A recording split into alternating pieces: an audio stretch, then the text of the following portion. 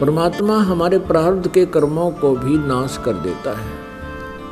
परमात्मा के गुणों में ये भी है कि परमात्मा परमेश्वर पूर्ण ब्रह्म हमें साप से भी मुक्त कर सकता है, श्राप से। जैसे हमें इन 3 तापों से भी परमात्मा मुक्त कर सकता है। तो ये सभी लक्षण परमात्मा में होते हैं। प्रथम लक्षण जो हमने लिया है कि भगवान श्री कृष्ण ने मोरध्वज के पुत्र ताम्रध्वज को आरे से, एक आरी से 2 फाड़ करवा के उसके माता पिता से, क्योंकि पहले साधु संतों के विचारों आदेश का बहुत पालन करते थे, श्रद्धालु व्यक्ति होते थे और वो समझते थे कि ना जाने किस वेश में भगवान ही आ गया हो, इसलिए संत के आज्ञा का वो पालन करते थे। उस समय संत लोग जो है बड़े सिद्धि युक्त होते थे। सिद्धि क्या होती है कि ईश्वरीय भक्ति से, परमेश्वर की भक्ति से उन्होंने कुछ संग्रह कर ली होती है, पावर परमात्मा की ही पावर को संग्रह कर लेते हैं। जैसे इन्वर्टर होते हैं, इन्वर्टर चार्ज कर दिए जाते हैं तो वो उनकी बैटरी चार्ज हो जाती है, कुछ समय के लिए बहुत कार्य काम चलाऊ कर देते हैं। तो वो पावर है कहाँ से ग्रहण की उसने? थर्मल प्लांट से। तो एक इन्वर्टर थर्मल प्लांट जितना कार्य नहीं कर सकता, इतनी क्षमता उसकी नहीं हो सकती।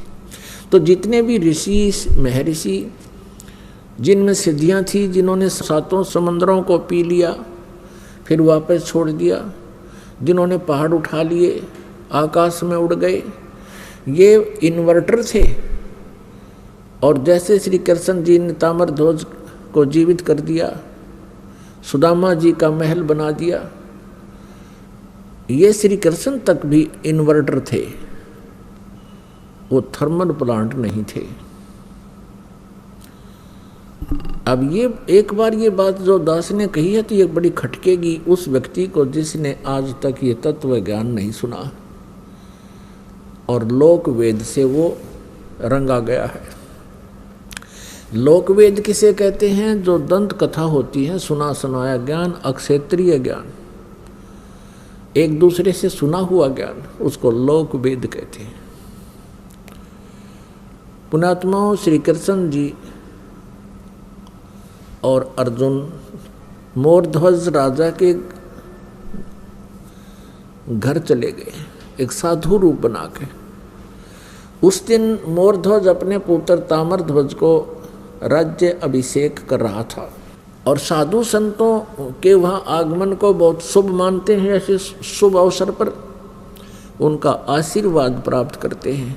उनका आशीर्वाद प्राप्त करने के लिए उनकी प्रत्येक आज्ञा का पालन करते हैं, उनकी सेवा शुश्रूषा करते हैं, जिससे वो प्रसन्न हो जाए। उनको प्रसन्न करने की हर संभव कोशिश की जाती।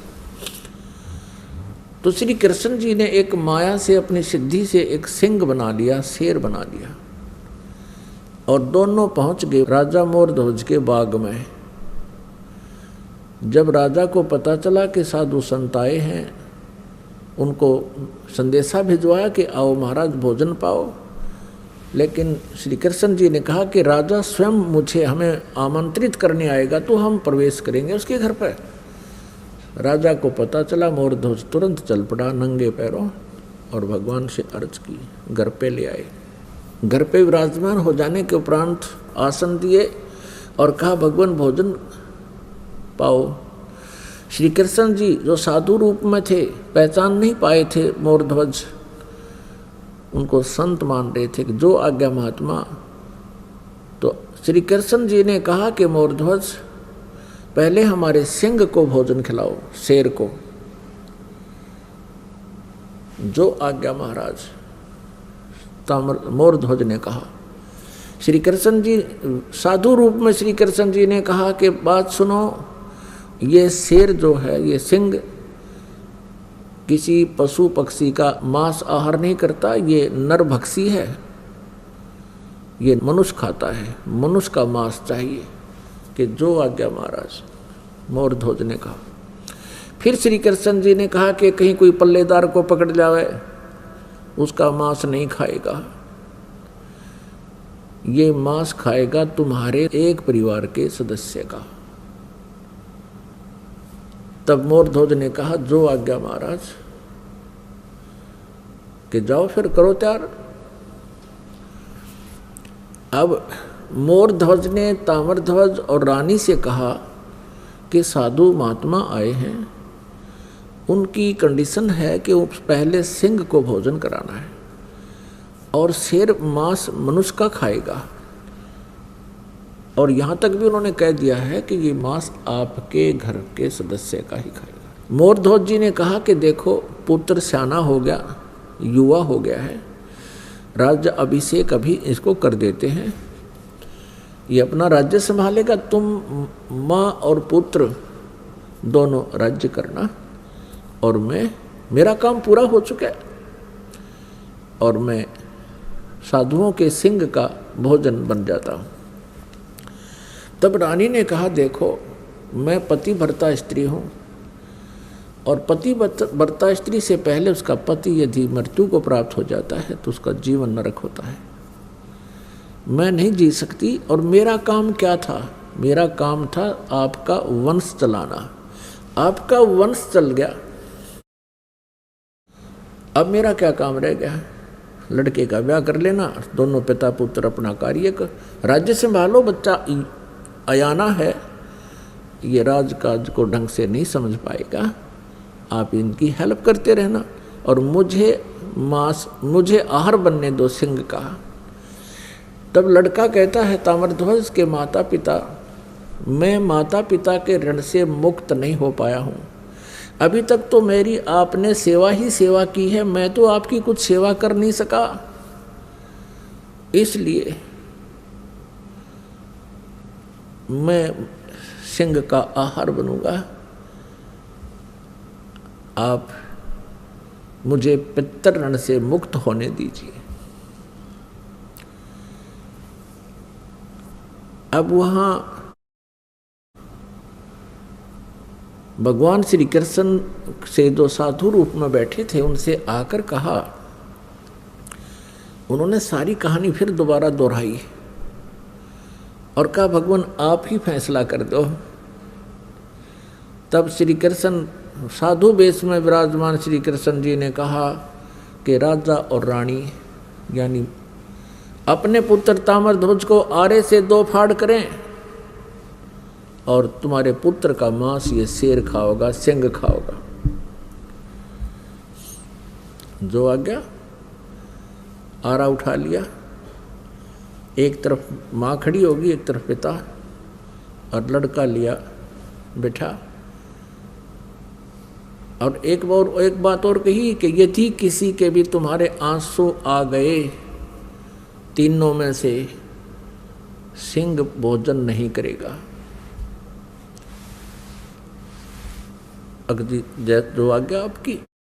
तो जब वो चीरने लगे, कहा कि इसको 2 फाड़ कर दो। बायां लेफ्ट जो है पार्ट ऑफ बॉडी, बायां हिस्सा शरीर का शेर नहीं खाएगा, ये अपवित्र है, केवल दायां हिस्सा ही खाएगा। बाएं को फेंक देना, दाएं को उठाकर पकाना है। ये बात सुनकर के उस समय आरा चल रहा था, ताम्रध्वज की आंखों में आंसू आ गए।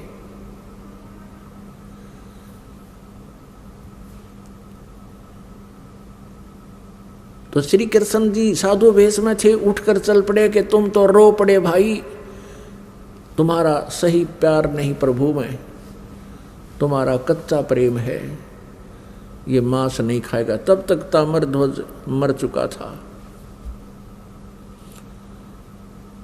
अब मोरध्वज कहता है कि हे भगवान, बालक था, इसको समझ नहीं थी, मुझे चीर लो, मैं नहीं रोऊंगा। तब रानी कहती है, आप रूठ को मत जाओ, मुझे आहार बना लो, हम नहीं रोएंगे, बालक था। इस बात से वो बड़ा प्रसन्न हुआ। श्री कृष्ण जी साधु रूप में वापस आकर बैठ गया और लड़के को जीवित कर दिया। तब लड़का जीवित हो गया। ताम्रध्वज ने कहा कि प्रभु, मैं रोया इसलिए था मैं कोई इसलिए नहीं रोया था कि मेरी जान जा रही है, मैं इसलिए रोया था कि मैं इतना नीच व्यक्ति हूँ कि मेरा आधा ही बॉडी, आधा ही शरीर आपके काम आया, मैं तो इसलिए रो रहा था। अब उसको जीवित कर दिया। अपने आत्माओं, इन कथाओं से हमने बहुत कुछ सीखना होता है। अब ये तो कुर्बानियां की मोर ध्वज जी ने श्री कृष्ण जी के लिए, एक परम संत पूर्ण परमात्मा मानकर। अब उनका कोई से का कल्याण नहीं हो सकता था, ना श्री कृष्ण का कल्याण हुआ, ना श्री कृष्ण उनका कल्याण कर सकते थे। लड़के को जीवित कर देना, इन प्रभुओं में गॉड पावर होती है, जैसे इन्वर्टर वाली। एक इन्वर्टर की क्षमता होती है, वो केवल 2 बल्ब भी जगा सकता है। एक इन्वर्टर की ऐसी क्षमता होती है कि वो कूलर भी चला दे, 2-3 बल्ब भी चला दे, और कोई छोटी मोटी हैंडपम्प की मोटर भी चला दे, आधे हॉर्सपावर की। लेकिन फिर भी वो अक्षमता उसकी कंप्लीट नहीं, पूर्ण नहीं होती, पर्याप्त नहीं है। और थर्मल प्लांट से 3 फेज की लाइट चला दे, डूंडा ठा देते 10 हॉर्सपावर की मोटर हो, और पूरे पंडाल ने चमका दे। तो ऐसे अंतर है इन भगवानों में। अब यहाँ आप जी के लिए इसका एक निष्कर्ष निकाला है परमेश्वर कबीर जी ने। कहते हैं, महिमा की जय संत की, तन मन धन सब दे, शर्मांगे टाड़ा नहीं, मोर ध्वज लख ले। कि संत, जब परम संत तुम्हें मिल जावे उस समय, उस संत की इतनी आदर सत्कार और आज्ञा का पालन करना। यदि सिर भी मांगे, नाटना नहीं, सिर मांगे टाला नहीं, मोर ध्वज लख ले, मोर ध्वज को देख लो। पुण्यात्माओं, अब अकाल गिर गया साधु संतों का इस कलयुग के इस पीरियड में। ये नकली, पाखंडी और डोंगी, इनका सत्कार हो गया है, और इन्हीं का बोलबाला हो रहा है। इन्होंने बैठा दिया भक्ति का, और भाव खत्म कर दिया भक्तों का। अब पुण्यात्माओं, इस लक्षण से हमने श्री कृष्ण जी को परमेश्वर मान रखा था कि उन्होंने मोर ध्वज के पुत्र ताम्र ध्वज को आरे से 2 फाड़ करवा के जीवित कर दिया। यही श्री कृष्ण जी अपने सगे भांजे अभिमन्यु को जीवित नहीं कर सके, जो महाभारत के युद्ध में चक्रव्यूह के अंदर मृत्यु को प्राप्त हो गया था। सुभद्रा रो रही थी, जो श्री कृष्ण जी की बहन थी, अर्जुन के ब्याही थी। सुभद्रा पुत्र था अभिमन्यु। 5 पांडव रो रहे थे, सुभद्रा रो रही थी, श्री कृष्ण रो रहा था, और पांडवों का कुल नाश हो रहा था। श्री कृष्ण जीवित नहीं कर सके। वहां तो पंगा पा दिया, जाके खुद चरवा के जीवित कर दिया लड़का मोर ध्वज का पुत्र, और वहां सुभद्रा पुत्र को श्री कृष्ण जीवित नहीं कर सके। तो परमेश्वर कबीर जी ने ये बताई है भिन्नता कि श्री कृष्ण जी उर्फ विष्णु जी, श्री कृष्ण जी विष्णु जी समझो, विष्णु जी के अवतार, उन्हीं की आत्मा यहाँ देवकी के गर्भ से उत्पन्न हुई थी। और ये केवल 4 भुजा के और 16 कला के भगवान हैं। इनके जो पिताजी हैं वो ब्रह्म है, शरपुरुष भी इसे कहते हैं। वो 1000 भुजा का भगवान है और उसकी 1000 ही कलाएं। तो इस प्रकार इनकी हॉर्स पावर समझो, ये हॉर्स पावर है, ये 16 हॉर्स पावर के हैं। इनका पिता 1000 हॉर्स पावर का है, और अक्षर पुरुष है वो 10,000 हॉर्स पावर का है। और ये परम अक्षर पुरुष, सत्य पुरुष, ये इसकी हॉर्स पावरों की कोई गिनती को ना, असंख्य, अनलिमिटेड। तो जो कार्य पूर्ण परमात्मा कर सकता है, ये अपूर्ण भगवान नहीं कर सकते।